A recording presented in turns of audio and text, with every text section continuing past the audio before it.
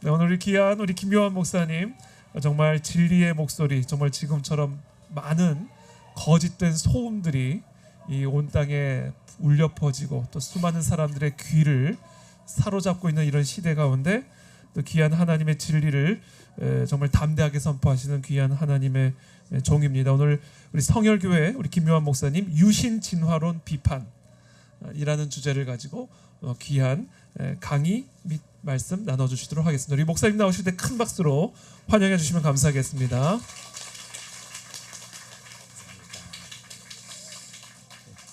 할렐루야. 오늘 이 리바이벌 기도광장에 나오신 우리 귀한 성도 여러분 진심으로 환영하고 축복합니다. 잠깐 기도하겠습니다. 좋으신 아버지 하나님, 복된 날 허락하여 주시고 우리가 말씀 앞에 또 기도로 무장하게 하시고 오로지 주의 말씀만 붙들고 나아갈 수 있도록 인도하여 주시는 은혜 감사합니다. 아버지 하나님, 오늘 이 시간에 참되고 바른 복음의 진리를 붙들기를 원하오니 주님 마음에 소원함이 있는 우리 성도들의 마음 가운데 주님 붙잡아 주시고 위로하여 주시고 힘 더하여 주옵소서. 우리 구주 예수님의 이름으로 감사하며 기도드렸습니다. 아멘. 오늘 볼 성경 본문은 창세기 1장 1절입니다.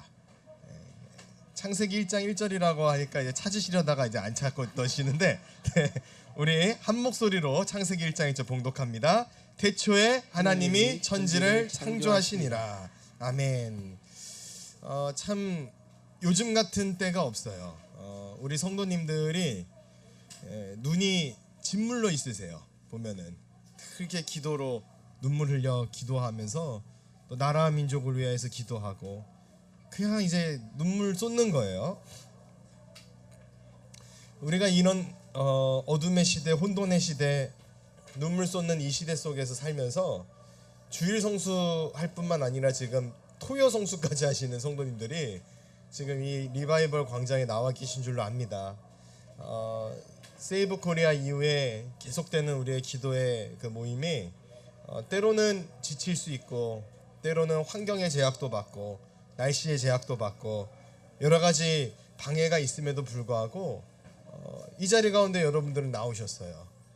기도의 자리, 말씀의 자리, 또 능력의 자리 가운데 나온 우리 성도 여러분들을 진심으로 환영하고 여러분들의 가정과 교회 가운데 넘치는 은혜와 부흥이 있을 줄로 믿습니다. 오늘 나누게 될 강의의 내용은 유신 진화론 비판이라는 주제의 강의예요. 강의 형태의 내용의 설교를 준비하였는데요. 우리가 창세기 1장 1절에 태초에 하나님이 천지를 창조하셨느니라 라는 이 말씀이 그대로 믿어지신다고 한다면은 여러분들은 대단히 큰 복을 받으신 겁니다. 그게 그대로 안 믿어져서 참 그 고민에 휩싸여 있는 사람들이 많이 있습니다. 우리 기독교 신앙의 진리가 크게 네 가지의 핵심적인 진리가 있어요. 첫째는 창조주 하나님에 대한 믿음. 하나님이 태초에 천지를 창조하셨다라는 걸 믿는 믿음이에요. 이 믿음이 왜 중요하냐? 하나님의 말씀으로 태초에 천지를 창조하셨다라는 것을 믿는 것은 과로하고 전지전능하다라는 것을 고백하는 겁니다. 두 번째로 중요한 신앙은 구속의 신앙입니다. 하나님께서 독생자 예수 그리스도를 이 땅에 보내셔서 십자가에 못 박혀서 대신 대속제물로 삼으시고 그리고 누구든지 예수 그리스도의 보혈의 은혜를 믿고 의지하면 구원받는다라는 이 구속의 진리죠. 세 번째는 부활의 신앙입니다. 예수 그리스도께서 부활하셨음을 믿을 뿐만 아니라 나도 마지막 때에 부활한다라는 믿음이죠. 그래서 이 창조신앙, 구속신앙, 그리고 부활신앙, 마지막은 재림신앙입니다. 주님 다시 오실 것을 믿는 거예요. 주님은 마지막 때 반드시 다시 오십니다. 그때가 곧 다가왔음을 믿으시기 바랍니다. 이 네 가지 신앙의 이 원리 중에 단 하나라도 부정을 하거나 왜곡되게 인식을 하면 구원 못 받습니다. 이거는 우리 기독교 신앙의 요체이자 구원 얻는 진리의 믿음이에요. 그리스도께서 부활하셨음을 거부한다. 그러면은 문제가 있는 겁니다. 성경을 온전히 믿지 못한 거예요. 성경에 기록된 내용을 다 믿지만 주님 재림하실 건 난 못 믿겠다. 그것도 문제가 있는 신앙입니다. 주님 분명히 다시 오신다 그랬거든요. 근데 오늘날 가장 심각하게 공격받는 내용 중 하나가 뭐냐면 태초에 하나님이 천지를 창조하셨다라는 것을 못 믿는 거예요.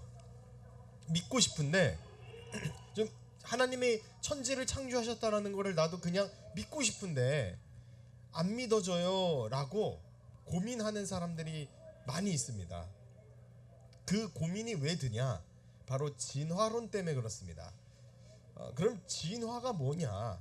이제 우리가 이 개념에 대하여 하나하나 정확하게 이해한 이후에 우리가 창조주 하나님을 믿고 고백하는 일이 얼마나 값진 일인지를 다시금 확인하는 시간을 갖도록 하겠습니다. 먼저 진화란 진화론이죠. 진화론. 생물이 환경에 따라 적응하면서 오랜 시간에 걸쳐서 점진적으로 변화되고 다양해진다라는 생물학의 핵심 이론입니다. 그래서 찰스 다윈이라는 사람이 쓴 종의 기원이라는 책이 이 진화론의 사상의 포문을 연 대표 서적이죠. 대표적인 게 자연 선택설이라는 게 가장 대표적이고요. 생물 집단 내 유전자의 빈도 변화를 통해 설명하는 현대 진화 생물학으로 발전했습니다. 주요 개념은 변이, 또 생존의 경쟁, 자연 선택, 적자 생존이라고 하죠. 이것을 믿는 거예요. 그러니까 진화론에는 생물이 다양한 종으로 이게 변이가 되고 진화되었다라는 것을 믿는 겁니다. 그러니까 믿음이 들어가요. 자, 그럼 창조란 무엇이냐? 창조는요, 태초에 하나님이 천지를 창조하셨다라는 이 창세기 1장 1절을 그대로 믿는 거예요. 그래서 창조에도 믿음이 들어가요. 자, 진화론과 창조론의 공통점이 뭐냐? 둘 다 믿음의 영역이 필요하다라는 겁니다. 우리가 종종 그 착각을 하고 당하는 게 뭐냐면 창조는 믿음이고 진화는 과학이다. 이거 거짓입니다. 그러지 않습니다. 진화론은 말 그대로 론이랑은 이론입니다. 따라서 믿음의 영역이 필요해요. 그러니까 찰스 다윈이 이루어놨던 종의 기원으로부터 시작된 이 종이 변화되고 변이되고 적자 생존에 따라서 발전되어가고 진화되어 간다라는 것을 믿는 믿음을 가진 거예요. 자, 그러면 오늘날 이 시대에 진화론과 창조론의 싸움은 믿음의 싸움입니다. 누가 더 믿음이 세냐 그 싸움이에요. 사실은 간단한 겁니다. 자, 그런데 여기서 이제 우리를 혼동스럽게 만드는 것이 유신 진화론이라는 것인데, 유신 진화론이라는 것을 말하기에 앞서서 진화론이 얼마나 무시무시하게 번졌는지를 우리는 이해할 필요가 있습니다.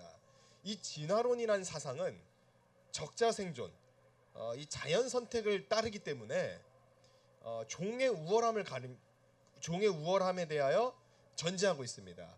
그래서 사회 진화론, 이것이 어떻게 연결이 되냐면 니체의 초인 사상과 맞물려져요. 니체라는 사람은 신은 죽었다라고 말을 하죠. 그 아주 무신론 철학자 중 한 사람인데, 그 사람은 인간이 초인이 될 수 있다고 말을 합니다. 근데 사회 진화론, 다시 말해서 우생학, 더 우월한 생물이 있다라는 이 이론이 인간을 어떻게 피폐하게 만들었느냐? 세계대전에서 아돌프 히틀러에 의하여 수많은 유대인들을 학살하게 만드는 그 근거의 이론이 돼요. 게르만족은 다른 민족보다 더 우월하다. 유대인은 더 열등하다. 이 이론의 기반을 만들어준 사상이 어디에서 나오냐? 바로 진화론에서 나온다라는 거예요. 종의 우월함, 생물의 우월함, 더 나은 종, 이것을 구분하기 시작하면서 인종을 차별하고 장애가 있는 이들을 차별하고, 그것이 바로 진화론이 만들어낸 결과물이었습니다. 당시에 18세기 후반부터 해서 19세기 초 무렵에는 인간의 이성이 고도로 발달해서 어떤 사람이든지 간에 계몽된 이성, 이것을 의지하고 추구했습니다. 그래서 계몽화된 이성을 따라가는 것이 그 시대의 흐름이었어요.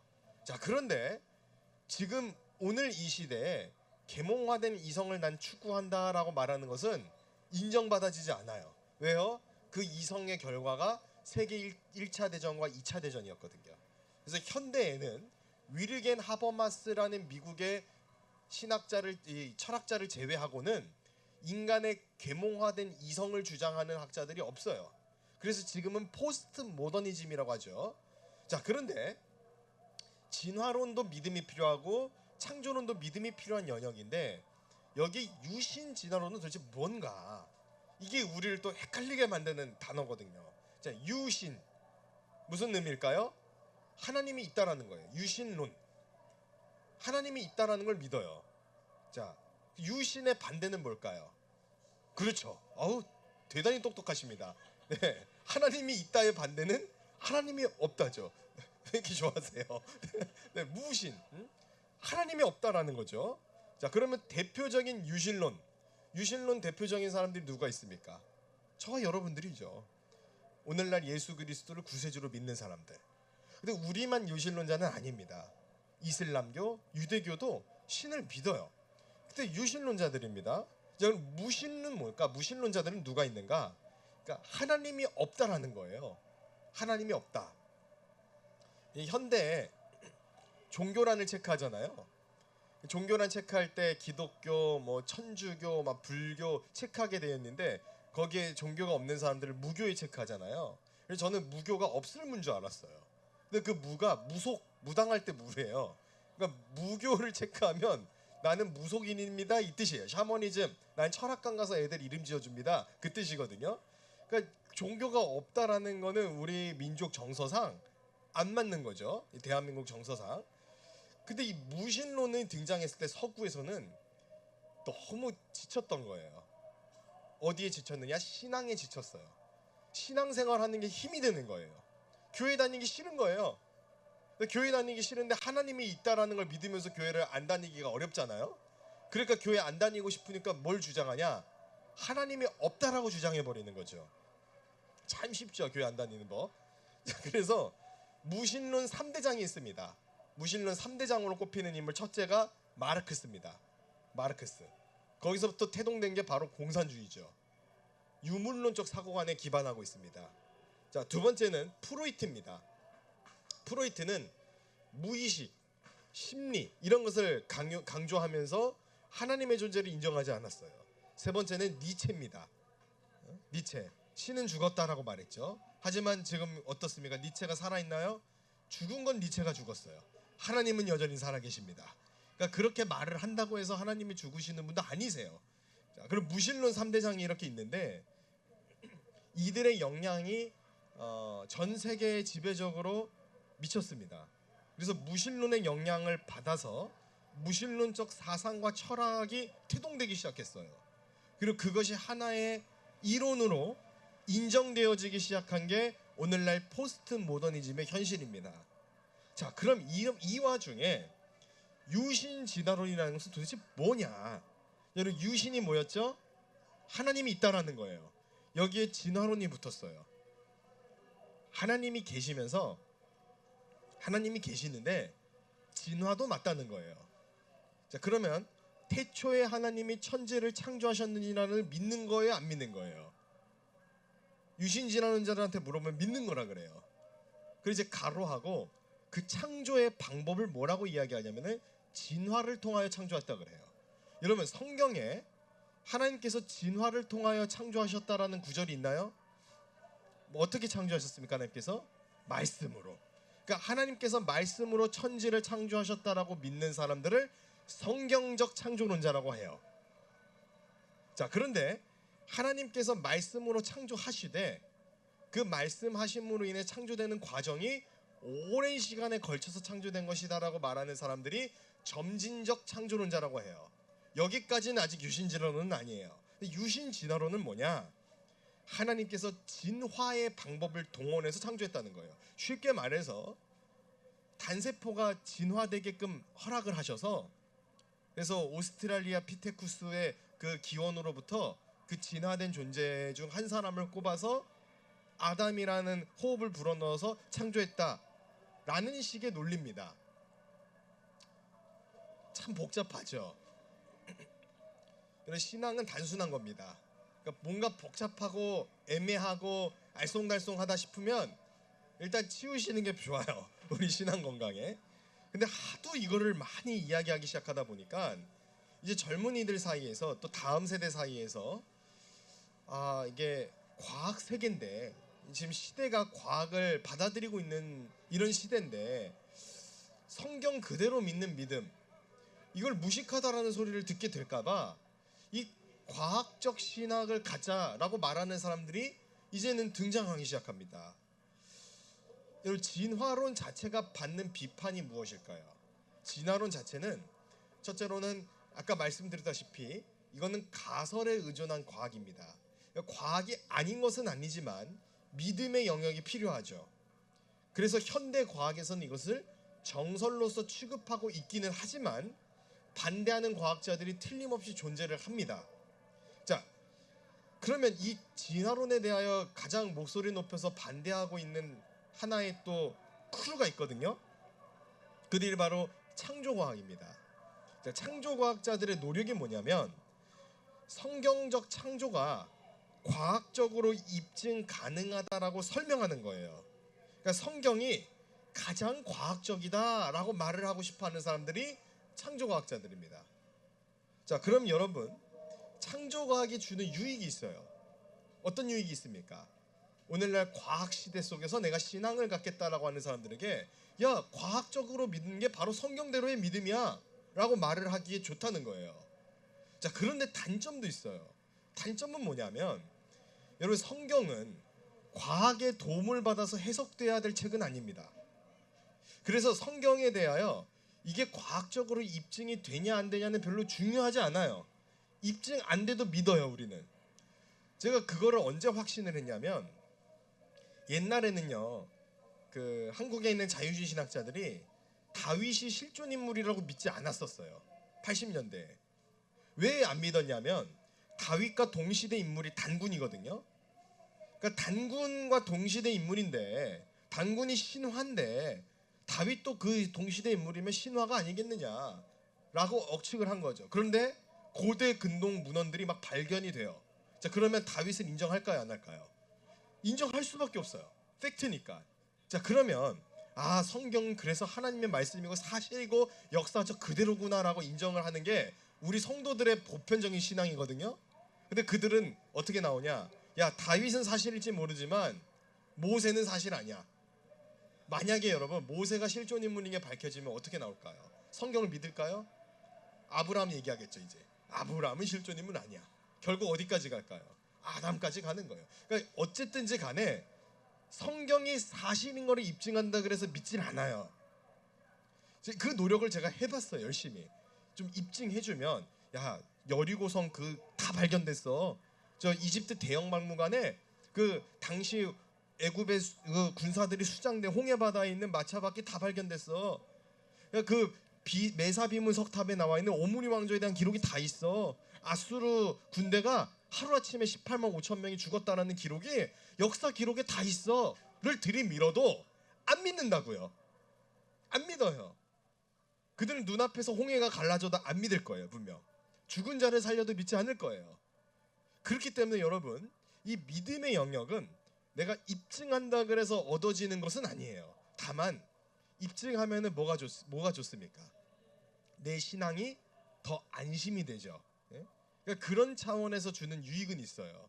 자, 그래서 우리가 이 창조론에 대해 창조 과학을 열심히 공부해서 증거를 많이 획득해도 사실은 그 자녀들을 설득하기에 있어서 별로 큰 역할과 도움이 안 될 때가 있습니다. 그 자녀들은 언제 넘어지느냐? 기도하는 그 부모님의 뒷모습을 보고 넘어지는 거예요. 눈물의 자녀는 망하지 않는 거예요. 논리와 이성으로 자녀 세대를 이길 수 있는 것이 아니고 기도와 말씀으로 무장할 때 그 자녀들이 마음이 높고 하나님의 사랑을 깨닫고 그리고 변화되어지는 줄로 저는 믿습니다. 그럼에도 불구하고 알아서 나쁠 게 없기 때문에 지금부터 이제 말씀을 드리는 거예요. 우리가 가야 할 길은 무엇이냐? 성경적 창조론입니다.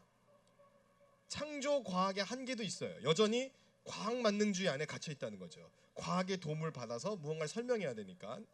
성경은 과학의 검증을 받을 이유가 있다 없다? 없어요. 그 자체로 하나님 말씀이에요. 다만 우리가 우리의 신앙을 좀 더 안전하게 보호하고 또 나름 지성적이다라고 말하는 불신자들을 우리의 신앙 공동체를 보호하기 위한 수단으로서 공부해서 나쁠 것은 없어요. 그렇기 때문에 이걸 대적할 이유는 또 없습니다. 근데 이 과학만능주의라는 게 왜 위험하냐면은 과학적으로 입증됐다 그러면 그게 곧 사실로 취급이 돼요. 이게 굉장히 위험한 겁니다. 이런 과학이라는 것은 바뀝니다. 과학이 바뀌어요. 아인슈타인의 이론도요 바뀌었어요 한번. 스티븐 호킹이 이야기했던 블랙홀 이론도 전기와 후기가 달라요. 이처럼 과학은 시간이 지나면서 그 사상과 이론이 바뀝니다. 근데 영원히 바뀌지 않는 것이 하나 있죠. 그것은 바로 무엇입니까? 말씀이에요. 푸른 마르고 꽃은 시드나 주의 말씀은 영원하다는 것이죠. 태초에 하나님이 천지를 창조하셨는데 무엇으로 창조하셨다고요? 말씀으로. 그렇기 때문에 변하지 않는 것은 주의 말씀밖에 없어요. 변하고 있는 것을 통해 우리가 입증받아야 할 이유가 없습니다. 왜 과학이라는, 혹시 과학 분야에 종사하는 분들께 신뢰가 될 수 있겠으나 그러니까 과감하게 담대하게 저는 선포하고 싶어요. 그 하등한 학문을 가지고 어떻게 참되고 깊은 하나님의 놀라운 영광스러운 말씀 앞에 명함을 내밀 수 있느냐 이거예요. 복음의 진리, 신앙의 진리 앞에는 어떤 세속의 이론과 사상과 그리고 이념도 이길 수 없습니다. 오직 말씀이 이겨요. 참되고 바른 지성적인 기독교인이면 유신진화론이라는 것은 결코 받아들일 수가 없습니다. 왜 없냐? 자, 첫째로 유신진화론은 성경적이지가 않습니다, 여러분. 무엇이 성경적인가? 성경적 신앙을 가진 크리스찬들은 창세기에 기록된 말씀과 반대되는 진화론적 사상을 수용하지 않습니다. 성경은 하나님의 말씀으로 세상을 창조하셨다라고 증언하고 있지 결코 진화되었다라고 말을 하지 않아요. 그런데 유신 진화론자들은 현대의 과학적 이론을 존중하면서 신앙을 지키고 싶은 그 욕심에 성경적 신앙의 지점에 위배되는 지점을 수용해버리는 거예요. 나는 예수도 믿어야 되겠어요. 그런데 세상 사람들로부터 너는 비상식적이고 비과학적이야, 이 얘기는 또 듣기 싫은 거예요. 세상으로부터 왕따 당하기도 싫고 신앙은 지켜야겠고, 그 타협점이 바로 유신진화론이라는 겁니다. 자, 유신진화론을 사수하는 이들 중에 간혹 이렇게 말하는 사람들이 있어요. 아, 저 미국에 저 유명한 복음주의 목사님들, 복음주의자 신학교 교수님들도 유신진화론을 주장하는 사람들이 있던데요. 뭐 팀 켈러 목사님, 뭐 알리스터 맥그라스 같은 그런 대가들도 유신진화론 따르던데요. 이렇게 말하는 사람들이 있어요. 권위자의 말에 인용해서 홍보를 하면 우리가 속기가 좋습니다. 그런데 여러분, 아무리 그들이 권위 있는 사람들이라고 해도 유신진화론이 성경적 진리가 되는 것은 결코 아니에요. 그리고 또 속으면 안 되는 지점이 뭐냐면, 제가 확인을 해보니까 이 복음주의권 학자들이 유신진화론을 적극적으로 주장했다는 게 아니에요.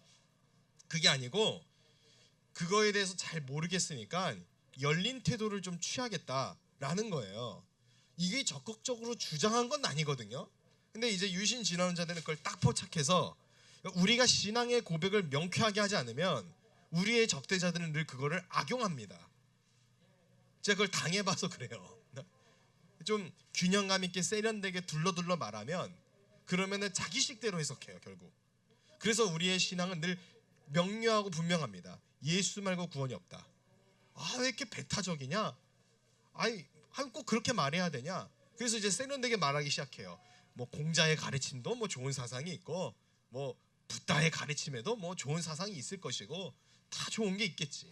아, 근데 예수님도 정말 좋아. 그게 복음이 아니라는 거예요. 그렇게 말을 하면 세상 사람들 어떻게 알아듣는지 아세요? 종교다원주의로 알아들어요. 아, 그래, 너도 맞고 나도 맞아. 좋아하죠. 칭찬받죠. 야, 세련됐다. 와, 열려있다. 와, 깨어있다. 와, 대화가 된다. 꽉 막혀서 대화가 안 된다라는 사람 취급을 받고 욕을 들어도 주님 보시기에 칭찬받는 인생이라고 한다면은 그 인생의 걸음 걸어갈 수 있는 저와 여러분 될 수 있기를 예수님의 이름으로 간절히 축원합니다. 어쨌든지 간에 성경대로의 신앙을 우리가 고집한다고 한다면 진화론 자체가 반성경적이고 유물론적 가치고 과학적 가설 자체가 의심받는 이론이기 때문에 타협을 찾을 이유가 없어요. 종종 이런 질문을 해요. 유신 진화론자들이 어떻게 질문을 하냐면 이렇게 질문합니다. 하나님이 전능하시다면 진화의 방법을 사용하지 못할 이유가 뭐가 있냐? 이렇게 질문을 해요. 마치 더 신앙인인 것처럼 자기들이 우리가 마치 진화를 못 믿는 사람인 것처럼 믿음이 부족한 사람인 것처럼 대단히 억지죠. 이거 불합리한 선전선동입니다. 여러분 저는 거꾸로 물어요. 하나님이 전능하신데 굳이 진화의 방법을 사용해야 할 이유가 뭐가 있습니까? 하나님이 전능하신다면 진화의 방법을 사용하지 못할 리가 뭐가 없냐라는 질문을 해요. 하나님이 전능하신데 왜 오랜 시간을 수만 년에 걸쳐서 왜 창조하셔야 돼요? 말씀이면 되는 분인데 말씀으로 한 번에 하실 수 있는 분이 왜 그러셔야 되냐고요. 그럴 만한 이유가 없잖아요. 그럴 만한 이유가 있는 것은 그리스도의 죽음밖에 없어요. 그것만큼은 도저히 다른 방법으로는 구원이 안 되니까 독생자 예수 그리스도를 결국에 보낼 수밖에 없었어요. 그러니까 하나님의 전능하심에서 오로지 그리스도의 십자가 구원 말고는 다른 대안이 없는 선택이 구원의 방법이었어요. 근데 창조는 그러지 않았다는 거예요. 창조는 말씀으로 다 창조가 되는 거예요. 그래서 참되고 바른 성경의 신앙을 가진 이들은 성경대로의 신앙을 가진 이들은 성경적 창조론을 고수합니다. 성경은 하나님께서 말씀으로 세상을 창조하셨다고 증언하고 있고 창조주 하나님에 대한 신앙을 확고히 믿는 성도만이 진정한 기독교인이라고 할 수 있습니다. 여러분 카페에서 칵테일 무슨 소음의 법칙 뭐 그런 이야기 들으시죠? 그러니까 카페에서 우리 대화하면 옆에 사람 대화하는 내용이 막 시끄럽게 떠들어도 귀에 안 들어와요. 왜냐하면 우리끼리 대화하는 거니까. 예? 그러니까 여러분 별로 크게 방해받으실 이유가 없으십니다. 예. 근데 좀 크긴 커요. 좀 크긴 큽니다. 네. 이제 말 나온 김에 조금 이제 말씀을 드리면 지금 참 혼란스럽죠. 좀 다 모여서 좀 민주당사 앞에 가서 얘기했으면 좋겠어요.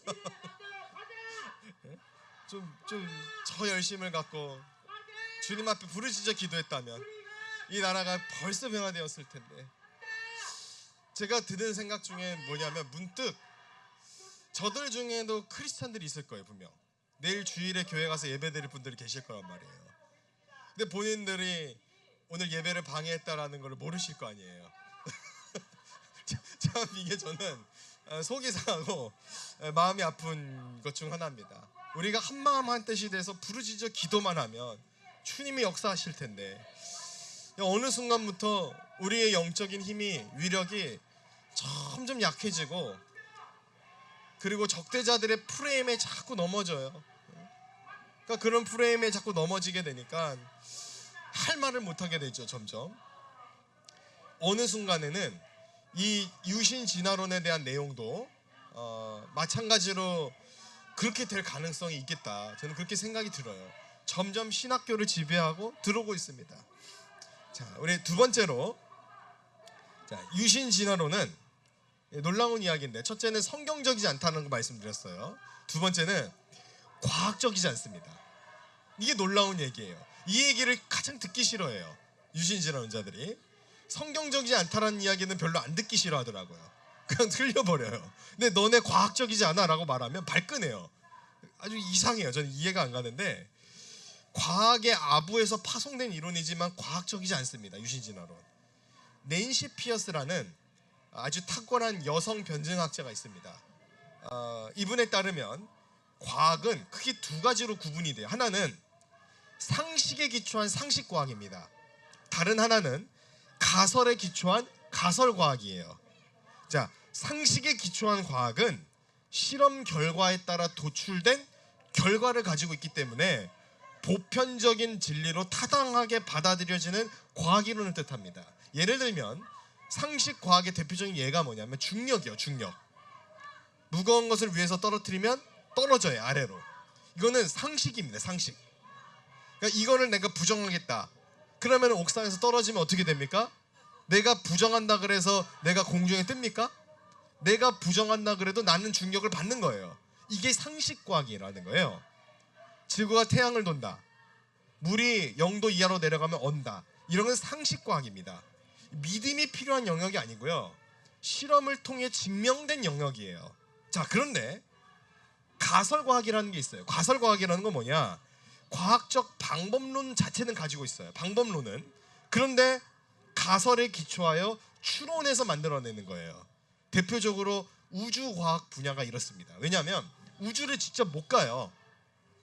그렇기 때문에 이 천문계의 이야기들에 대해서 만원경을 통해 관찰을 하고 그 관찰과 실험의 결과를 반복해서 이것이 과학적이겠구나, 몇 억만 년 광년 떨어져 있겠구나라는 추론을 내세우는 겁니다. 그래서 우주의 크기에 대하여 추론하고, 자, 대표적으로 이 과학 안에서 주로 우주과학 분야가 이 가설과학에 들어가는데, 진화론 가설과학일까요? 상식과학일까요? 가설과학입니다.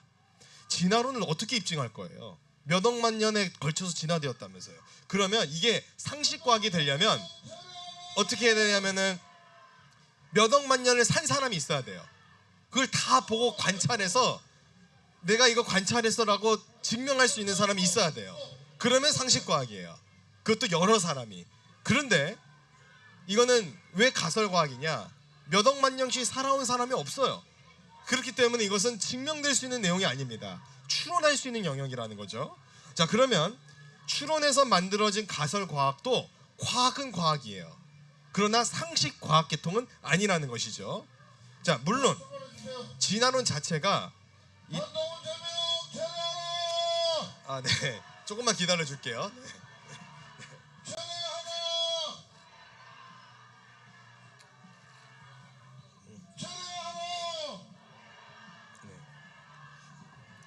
왜냐하면 또 너무 소리가 너무 겹치면 우리 성도들 귀 이명이 있으신 분들이 힘드시거든요.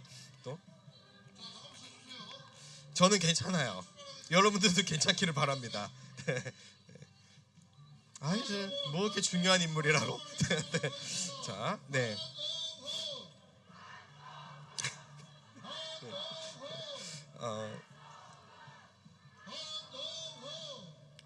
이 진화론 자체는 과학이론을 갖추고 있어서, 가설과학이라는 걸 갖추고 있어서 시대에 따라서 발전되어 왔어요.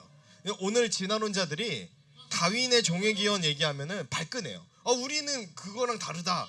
우린 발전된 진화론을 가지고 있어. 이렇게 이야기를 하거든요. 그러나 이것이 실험 결과로부터 도출된 그 상식과학이 아니고 가설에 근거한 과학이기 때문에 받아들이고 말지는 개인의 자유입니다. 중력이라는 것은 내가 안 받아들여도 그 영향을 받아요. 그렇죠? 근데 가설과학은요, 내가 안 받아들이면 그만인 거예요. 자, 그래서 이 가설과학을 수용하고 받아들일 때는 신앙에 준하는 어떤 믿음이 필요합니다. 그게 동반되어야 돼요. 그래서 양심 있는 기독교 신앙인들은 성경적 원리와 과학적 사유의 자율성에 기인해서 진화론을 마땅히 거부할 수 있고 실제로 거부를 합니다. 그런데 일부 자유주의 신학 계통의 사람들이 하나님의 존재도 인정하면서 과학 세계에서 동시에 인정받고 싶으니까 그 욕심으로 유신 진화론이라는 이 절충적인 타협안을 제시하는 것이죠. 그 결과 어떤 결과를 낳게 되냐? 오히려 리처드 도킨슨이라는 아주 무신론자 진화론자가 있어요. 그 사람이 조롱해요. 누굴 조롱하냐? 유신 진화론자들을 조롱해요. 성경적 신앙을 고집스럽게 사수하는 복음주의적 근본주의적 신앙이 차라리 너네 신앙이 더 맞다. 그 성경도 아니고 과학도 아니고 그게 뭐냐? 라고 무신론자가 이야기하는 거예요. 그 불신자 입을 통해서 조롱받는 겁니다. 저는 유신 진화론이 시작된 동기 자체를 폄훼할 생각은 없어요. 어쨌든 하나님의 존재 자체가 과학의 영역 밖에 있는 부분이라는 점, 이걸 또 간과해서는 안 되죠. 여러분, 하나님의 존재를 과학이 어떻게 설명할 건데요? 그러니까 애초에 유신이란 말이 들어가는 순간 과학의 영역에서 인정을 못 받습니다. 그렇기 때문에 우리는 그런 타협점을 제시해서 어떻게든 과학 세계 가운데 절충안을 찾아서 살려고 하는 그런 방안을 별로 모색할 필요가 없어요. 진화론 영역, 과학에서 다룰 수 있을지 몰라요. 그러나 하나님의 영역, 절대 과학에서 다룰 수 없습니다. 따라서 유신 진화론이 세속 과학자들을 향해서 조롱받는 것은 필연적 사실입니다. 차라리 성경적 창조론을 믿는 우리는 조롱 덜 받아요. 오히려. 왜냐하면 야 쟤네는 아예 그냥 대화가 안 돼 이래버리거든요. 근데 유신 진화론자들은 과학 진영 안에서도 자꾸 러브콜을 하는 거예요. 과학 그 학회에 나 좀 불러줘. 나 교회는 다니고 싶은데 과학 학회에도 참여하고 싶어. 때가 되면 선택해야 되는 겁니다. 자, 세 번째로 이게 이제 제일 또 큰 이유 중 하나인데요. 유신 진화론은 복음 전파에 도움이 되지 않습니다. 어떤 분들 중에는 그래도 이 유신 진화론이라는 걸 얘기하면 복음 전파에 도움이 되지 않겠냐.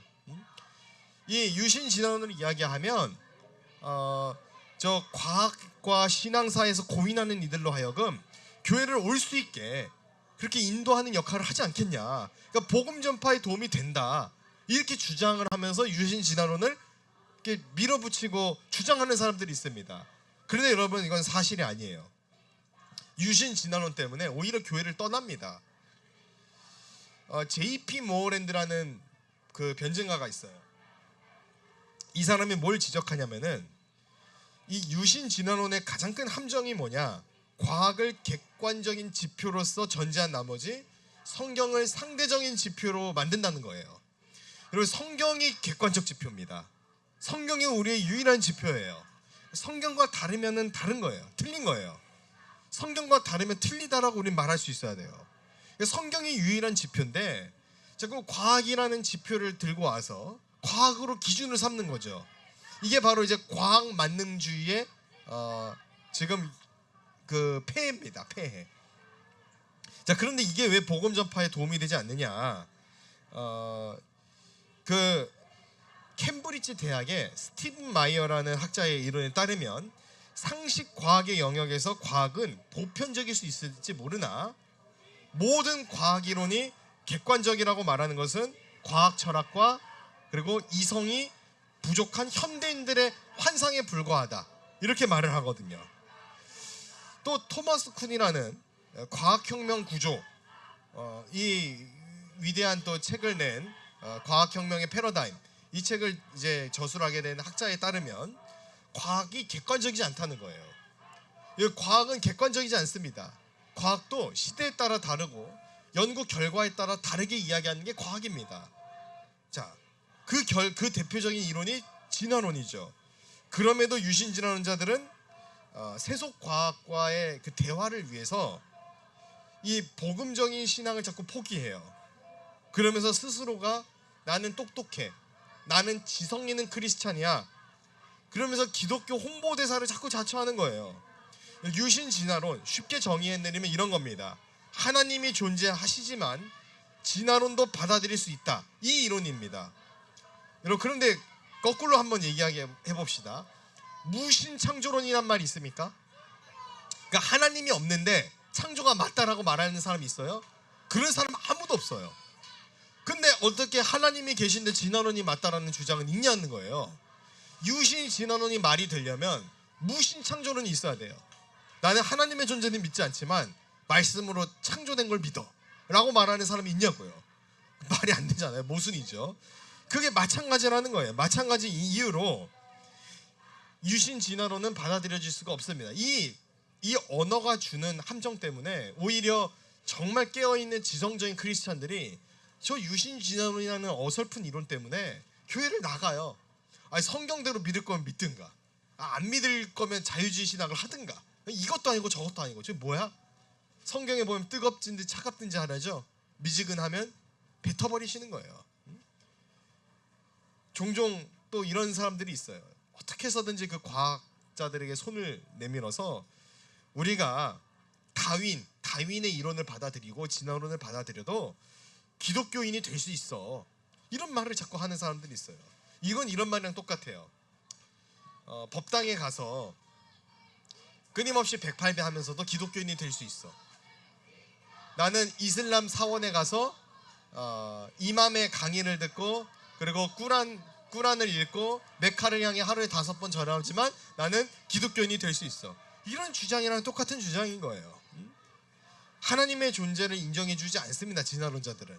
우리가 아무리 나는 진화론을 인정할 거야, 난 예수도 믿지만 진화론도 인정할 거야 라고 말을 해도 진화론자들은 그래 너네가 그렇게 인정해주니까 우리도 하나님 인정해줄게 이러지 않는다는 거예요. 예? 그렇기 때문에 복음 전파에 도움이 돼야 안 돼요? 안 된다는 겁니다. 자, 그래서 결론입니다. 유신 진화론은 성경적이지도 않고 과학적이지도 않아요. 그래서 양쪽 진영 모두의 비판을 받고 있습니다. 심지어 선교에도 도움이 되지 않아요.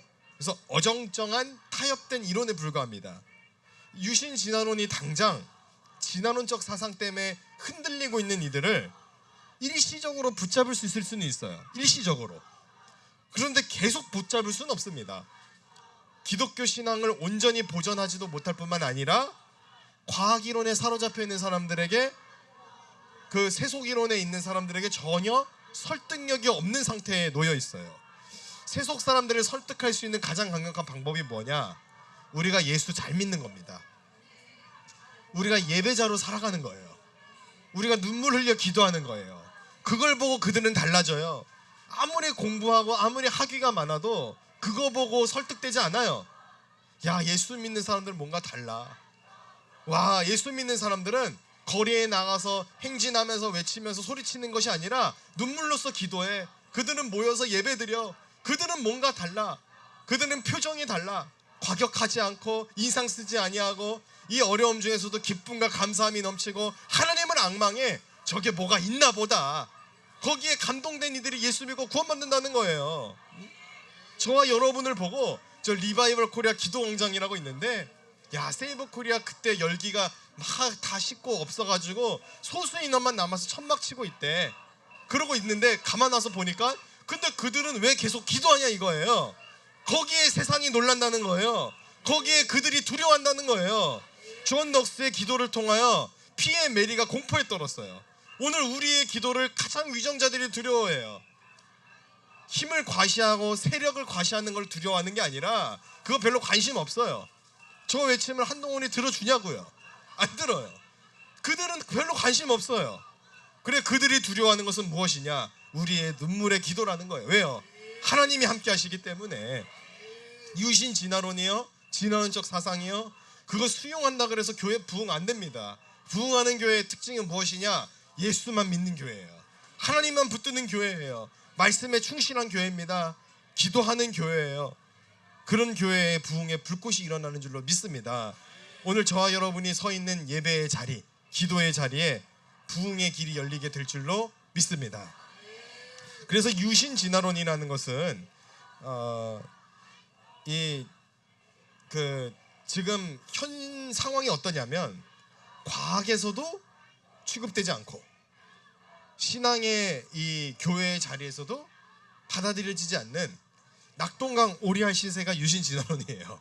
자, 그런데 이게 왜 이렇게 한국에서는 이렇게 좀 젊은이들을 미혹하게 되었느냐? 이 유신 진화론이라는 이론을 좀 정치적인 그런 수단으로 유신 진화론 학자들이 악용하기 시작했습니다.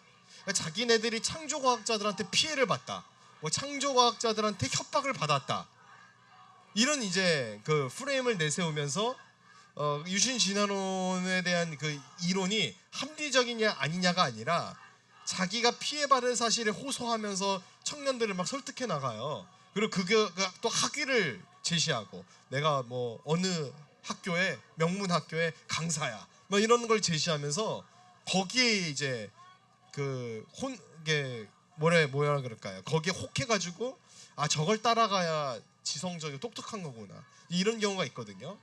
근데 가장 지혜롭고 똑똑한 것은 예수님만을 구세주로 믿는 거예요. 성경적 창조를 그대로 믿는 겁니다. 태초에 하나님이 천지를 창조하셨다라고 믿는 것, 이게 가장 지혜로운 겁니다. 누가 뭐라 그래도 그냥 믿는 거예요. 뭐 6,000년이니 뭐 몇 년이니 그거 우리가 알 바예요. 그건 몰라요. 우리가 관심 없어요. 하나 확실한 거는 하나님이 태초에 천지를 창조하셨다는 거예요.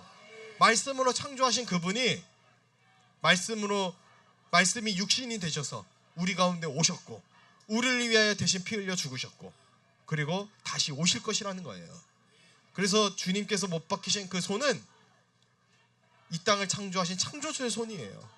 삼위일체 하나님, 그 하나님이 우리 하나님이십니다. 그 하나님에 대하여 세속의 과학 이론이 어떻게 설명할 수 있겠으며 세속의 그 이론이 어떻게 우리의 신앙을 넘어뜨릴 수 있겠습니까? 무식하다는 소리 좀 들어도 돼요. 나중에 알게 될 거예요. 누가 무식했는지를. 천국에 못 가면 무슨 소용이에요? 이 땅에서 무식하다는 소리 좀 듣고 천국 가는 게 낫죠. 예? 이 땅에서 좀 유식하다는 소리 듣고 똑똑하다는 소리 듣고 칭찬 들었는데 죽어서 지옥 가요. 이 땅에서 무식하다는 소리 듣는데 죽어서 천국 가요. 누가 유식하고 누가 무식한 겁니까? 천국 간 사람이 똑똑한 거예요. 영원한 생명에 목숨 거는 거. 그게 가장 지혜로운 일이에요. 오늘 이 자리 가운데 나온 저와 여러분 모두는 다 영원한 생명에 목숨 걸어서 주를 위하여 달려나갈 수 있는 저와 여러분 될 수 있기를 예수님의 이름으로 간절히 축원합니다.